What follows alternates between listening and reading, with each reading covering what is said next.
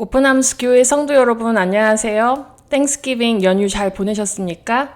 한국에 계신 성도님들은 땡스기빙이라는 미국 연휴 잘 이해 못하실 수도 있겠습니다. 땡스기빙은 한국의 추석과 비슷한 미국의 가장 큰 명절 중에 하나고, 가족들이 모여서 터키 고기와 여러 가지 명절 음식을 먹으면서 한 해 동안 감사했던 것을 나누는 미국의 명절입니다.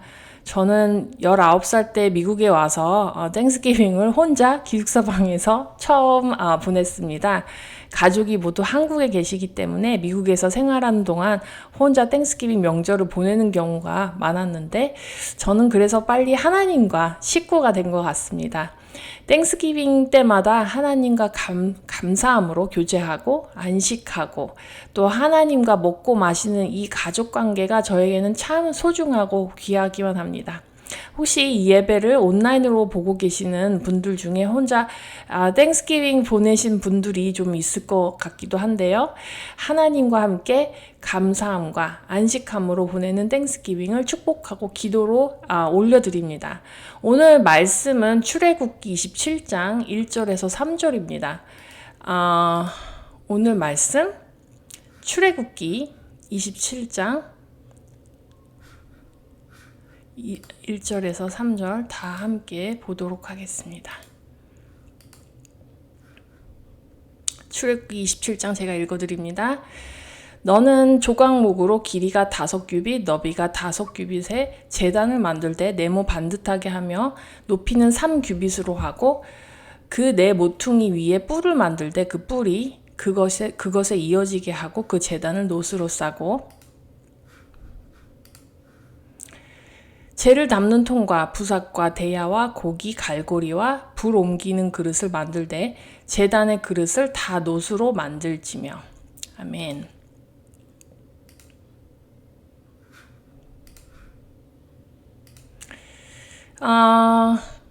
저번 주에 구원과 뿔이 어떻게 연결되기 시작했는지 말씀드렸습니다.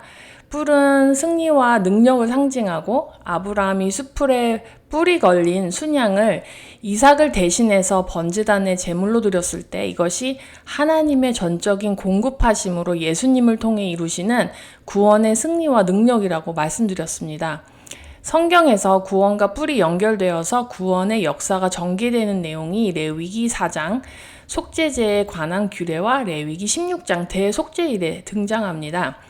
예수님의 십자가에서 이루신 중요한 업적이 자신의 피로 인간의 죄를 용서해 준 일입니다. 예수님이 십자가에서 자신의 피를 흘려 인간의 죄를 속죄해 주신 의미가 사실은 레위기에 나오는 속죄제와 속죄일을 통해 상징적으로 나타나고 있습니다. 먼저 구원의 뿔이 속죄제와 속죄일에 어떻게 적용되는지 한번 살펴보도록 하겠습니다.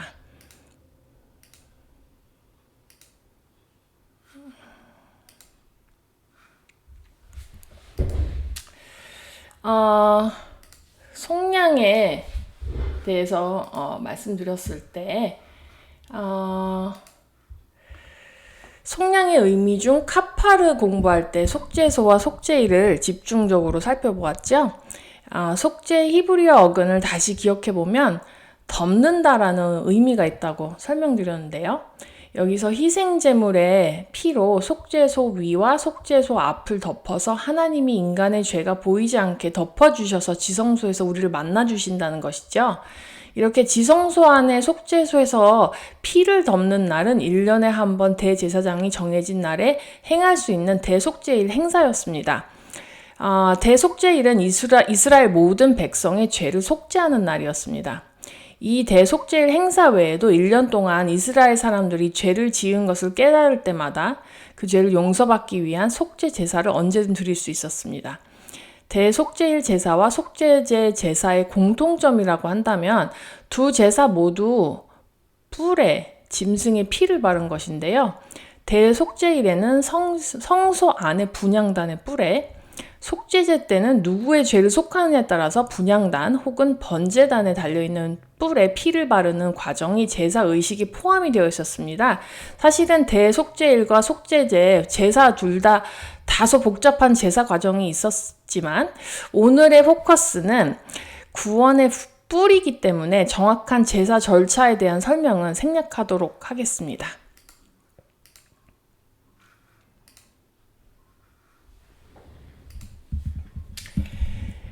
대속죄일과 속죄제 제사들에서 뿔에 피를 바르는 제사 의식을 이해하려면 성전 안에 있었던 성전 기구들 중에 뿔이 달린 제사 기구들을 이해해야 합니다. 성전 안에 제사를 드리는데 사용되는 성전 기구가 7개가 있었습니다. 그런데 성전의 기구 중에서 유독 번제단과 분향단에 뿔이 달려 있었습니다. 저번 주에 말씀드렸습니다만 뿔은 하나님의 구원의 승리를 상징하는데요. 이 뿔이 번제단과 분향단에만 달려 있었던 이유가 있습니다. 앞에서 설명드린 대로 번제단과 분향단은 속죄에 관련된 제사를 드리는 데 사용되었던 기구들이었습니다. 죄를 용서받는 두 제사들을 드리기 위해 사용되었던 번제단과 분향단에 하나님의 구원의 승리를 의미하는 뿔이 사방으로 4개가 달려 있었고, 그 뿔에 그리스도의 희생을 의미하는 희생 제물에 피를 바른다는 것은 매우 깊은 의미를 지니고 있습니다. 우리가 번제단과 분향단을 조금 더 자세히 살펴본다면 하나님의 구원의 승리를 상징하는 뿔을 더 깊이 묵상할 수 있을 것 같습니다. 자, 오늘은 번제단부터 살펴보겠습니다.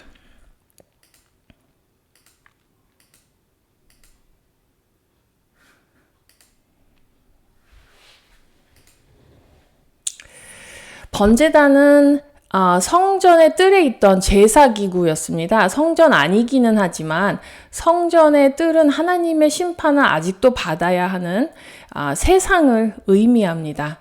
노뱀 대신 예수님은 십자가를 세상에서 지셨습니다. 그래서 십자가를 의미하는 번제단이 세상을 의미하는 뜰에 있었습니다. 또한 성전의 뜰에 있었던 성전 기구들은 모두 노스로 제작되었습니다. 놋은 십자가를 상징하는 것으로서 저주와 심판 그리고 강한 능력과 승리를 의미합니다. 그래서 십자가의 예수님을 놋뱀으로 표현해 놓은 것이죠. 예수님께서 십자가에서 저주와 심판을 놋뱀으로서 받으셨지만 또 십자가에서 우리를 구원해 내시는 강한 능력과 승리를 이루지 않으셨습니까? 이 번제단은 조각목 또는 아카시아 나무로 만들고 그 나무로 만든 번제단을 놋으로 쌌습니다. 번제단의 원래 소재는 조각목이라고 하는 아카시아 나무였는데 이 조각목 혹은 아카시아는 가시나무라고 이해하시면 됩니다. 가시나무는 가시로 이렇게 찌르는 쓸모없는 나무이죠. 이 조각목은 성도들을 의미합니다. 이 가시 많은 조각목을 잘 다듬어서 번제단을 만들면 놋으로 싸서 번제단으로 완성했습니다. 번제단에서 제물을 태워야 하기 때문에 불에 강해서 타지 않는 놋으로 조각목을 싸야 안에 있는 조각목이 타버리지 않겠죠. 그래서 수많은 제물을 반복하여 태워도 번제단이 손상되지 않았을 것입니다. 이러한 이유로 놋은 심판을 이기는 강한 십자가의 능력을 의미합니다. 우리의 인간적인 가시나무로는 번제단에서 하나님의 진노와 저주를 견딜 수 없고 다 타버리지만 우리를 십자가의 놋으로 싸서 하나님의 강한 구원의 능력과 승리를 경험하게 하시죠. 모세도 광야에서 하나님이 부르실 때 떨기나무가 불에 붙어 있었지만 그 나무가 불에 타지 않는 것을 보지 않습니까? 모세가 경험한 것은 바로 놋으로 쌓여져서 타지 않는 조각목을 경험한 것이죠. 하나님의 저주와 심판을 예수의 십자가로 싸버려서 나를 살려내는 은혜와 승리의 놋입니다. 또 이 아카시아 나무 조각목이 어디에 나오냐면 노아의 방주 이야기 때 노아의 방주를 만든 그 배를 만든 재료가 조각목이었습니다. 그래서 그것을 역청으로 발라서 세상에 내려진 하나님의 저주와 심판을 예수 그리스도의 십자가로 싸버려서 나를 살려내는 은혜를 노아와 노아의 식구들과 그 안에 있던 동물들이 경험했던 것이죠. 자, 다음으로는 번제단은 길이와 너비가 정사각형, 네모 반듯하게 만들었습니다. 정사각형으로 번제단을 만든 것은 하나님의 공의를 상징합니다. 우리의 죄의 가격을 예수님의 피값으로 치르지 않으실 수도 있었지만 공의롭고 정의로우신 심판장이신 하나님은 우리의 죄의 가격을 십자가에서 피값으로 치르시고 우리를 구원해내셨습니다. 이 네모 반듯한 번제단을 누구도 피해갈 수 없습니다. 이것은 구약시대나 신약시대나 또는 현재 우리가 신앙생활하는 교회 안에서 하나님의 공의를 피해갈 수가 없습니다. 예수 그리스도의 십자가 외에 하나님의 공의로운 심판을 피할 길이 없습니다. 그 누구나 성소로 나아가려면 이 뜰에 있지만 그리고 이 성전에 가장 처음인 이 번제단을 거치지 않으면 그 누구도 성소로 나아갈 수 없었습니다. 무슨 말입니까? 이 네모 반듯한 정사각형의 하나님의 공의를 상징하는 이 번제단을 가장 먼저 거쳐야만 우리가 하나님과 하나가 되는 어톤먼트가 정말 이루어지는 지성소까지 나아갈 수 있는 단계인 것이죠. 자, 번제단에는 또 네 귀퉁이에 제단의 뿔이 있었습니다. 제단의 뿔. 이 뿔은 사방으로 바깥을 향해 달려 있었습니다. 내 귀퉁이의 사방에 뿔이 달렸다는 것은 이 세상, 즉 동서남북 모든 사방으로 하나님의 구원의 능력과 승리가 세상을 향해 선포되었음을 말해줍니다. 성경에서 이제 여러 가지 숫자들이 등장하는데 주로 4이라는 숫자는 세상을 의미합니다. 동서남북, 또 봄, 여름, 가을, 겨울. 세상의 숫자는 이렇게 4가지로 이렇게 표현이 되거든요. 근데 이 제단뿔이 4개로 달려 있었다는 것은 세상을 향해 있다는 것이죠. 십자가에서 우리를 구원하신 그리스도의 복음이 온 세상으로 전파돼야 함을 알려줍니다. 구원의 뿔, 즉 하나님의 구원의 승리는 번제단에서 타버리고 소멸되는 것으로 끝나는 것이 아닙니다. 그 뿔은 세상을 향해 뻗어져 있습니다. 우리가 얻은 구원의 뿔은 교회 안에서 우리 자아와 육신이 태워져 버리고 끝나는 나약한 진리가 아닙니다. 하나님의 구원의 승리와 능력은 동서남북 모든 세상 끝까지 적용이 되는 강력하고 놀라운 구원의 뿔, 구원의 승리이신 것입니다. 이 능력의 뿔에 예수 그리스도의 피가 발라졌습니다. 하나님의 구원의 승리에 예수 그리스도의 생명의 피가 더해져서 복음을 듣고 받아들이는 자마다 영생할 수 있게 하시는 놀라운 능력이 여기서 생성되는 것입니다.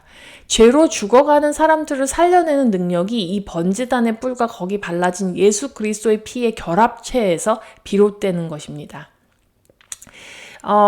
이 번제단에서 제물을 태우는데 사용했던 불은 하나님께서 하늘에서 보내주신 불이었습니다. 번제단에 불이 있죠. 사람이 만들어낸 불이 아니었어요. 성전을 다 지은 후 레위기 9장에서 아론이 첫 제사를 드린 후 불이 여호와 앞에서 나와서 제단 위에 번제물과 기름을 살랐습니다. 이 제사장들은 이 불을 꺼트리지 않고 계속 불씨를 보존하여서 번제단에서 제사를 드렸습니다. 성소에서는 인간이 만든 불로 속죄 제사를 드릴 수 없게 되어 있습니다. 실제로 아론의 아들인 나답과 아비후가 하나님의 주신 불이 아닌 다른 불을 담아서 번제를 드리다가 제단에서 불이 나와서 그들을 태워버리는 이야기가 레위기 10장에 나옵니다. 무엇을 의미합니까? 구속은 하나님의 능력과 전적인 은혜로 이루어지는 것이지 인간의 노력과 행위로 죄의 용서를 받고 구속을 받을 수 없다는 이야기입니다. 사람의 불로 번제단에 번제를 드리면 안 됩니다. 아브라함이 이삭을 모리아 산에서 바치려고 했을 때도 사람의 아무런 공로 없이 숯불에 뿔이 걸린 순양을 하나님의 전적인 공급하심으로 번제를 드렸듯이 인류를 속죄하시는 하나님의 구원의 뿔은 하나님의 전적인 은혜로 예수 그리스도의 십자가로만 성취될 수 있다는 것을 완벽하게 시사하고 있습니다. 우리는 하나님이 하늘에서 보내주신 불을 꺼트리지 않고 우리의 죄를 하나님의 불에 태워야 합니다. 나의 세상적인 육신적인 불로 이 세상을 사는 것이 아니라 나의 육신과 죄를 하나님이 주신 불로 번제단에서 태워버리고 이제는 하나님이 공급하시는 여호와 이레의 은혜로 살아야 하는 것을 말합니다. 직장에서, 가정에서, 사회에서 맡겨주신 일들 각자 다 있으시죠? 나의 세상적으로 육신적으로 도모하던 것들 하나님의 불로 십자가에서 태워져야 우리는 구원의 뿔, 하나님의 승리를 붙잡을 수 있습니다. 구원의 뿔을 아무나 붙잡을 수 있는 거 아닙니다. 세상 사람들에게는 심판같이 보이는 이 번제단의 불이 우리 성도들에게는 생명의 뿔을 잡아 승리할 수 있는 영광의 길인 것입니다. 그러나 우리 혼자 이 불에 태워지는 것 아니죠. 우리를 싸매시는 노뱀 대신 예수님이 노수로 우리를 싸서 우리를 보호하시고 우리를 승리하게 하시는 것입니다. 자, 이렇게 번제단만 살펴봐도 십자가의 능력이 대단하기 때문에 많은 성도님들께서 이 뜰에서 혹은 번제단에서 신앙이 정체되어 있는 경우들이 종종 있는 것을 봅니다. 예를 들면 애굽 종살이에서 구원된 것도 사실은 대단하지만 하나님의 약속의 땅 가나안까지 정복을 해서 땅을 기업으로 받아서 누리는 데까지 나아가야 하죠. 이와 같이 십자가에서 죄사함을 받는 것도 너무나 은혜스럽지만 자녀로서 유업을 받고 영생을 얻는 데까지 나아가야 하는 것입니다.